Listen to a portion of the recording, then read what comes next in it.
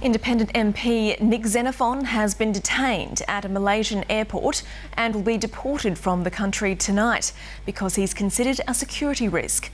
Senator Xenophon says he was told by officials his human rights advocacy meant he wasn't allowed in the country and he will be placed back on a plane to Australia. He was told he could not use his mobile phone but defied the order and spoke to Sky News from the holding cell. Foreign Minister Bob Carr says he's disappointed by Malaysia's actions and has demanded an explanation. Nick Xenophon was standing in the immigration queue at Kuala Lumpur airport when he was approached by officials.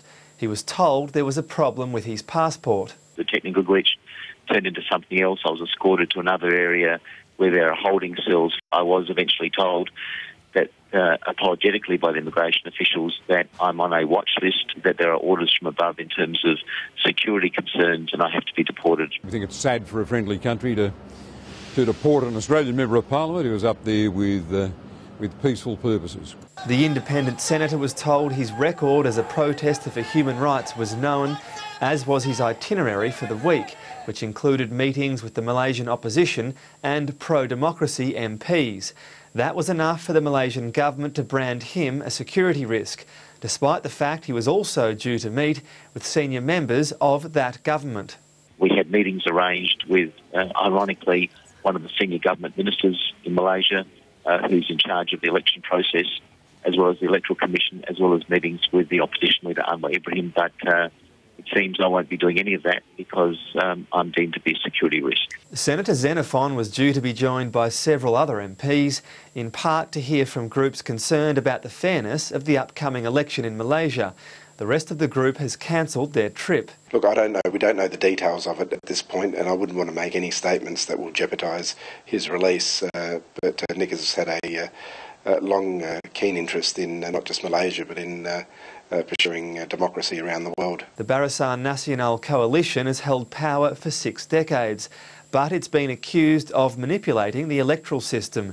Mr Xenophon says he has made the Foreign Minister aware of this concern, but no action has been taken. I handed to Bob Carr just last November a personal handwritten plea from Anwar Ibrahim, who said that Australia is Malaysia's last best hope to try and make sure that the elections here are clean and fair. Otherwise, there's widespread concerns that the elections to be held here soon won't reflect the democratic will of the Malaysian people.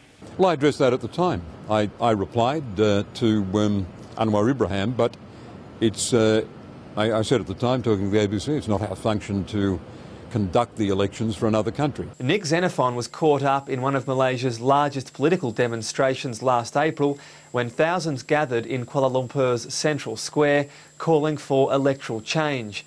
He was close enough to feel the sting of tear gas in his eyes. He continues to be a passionate advocate for human rights and he believes somebody in the Malaysian government has noticed. It could be the newspaper article that I wrote recently about Malaysia, the speech we gave about Malaysia, but I've always made it clear Malaysia and Australia are great friends. We are the best of friends. The Australian government is willing to do a people swap deal with the Malaysian government. Whatever the strength of the current relationship, the deporting of a federal MP on official business could bring it under some strain. Tom Connell, Sky News, Canberra.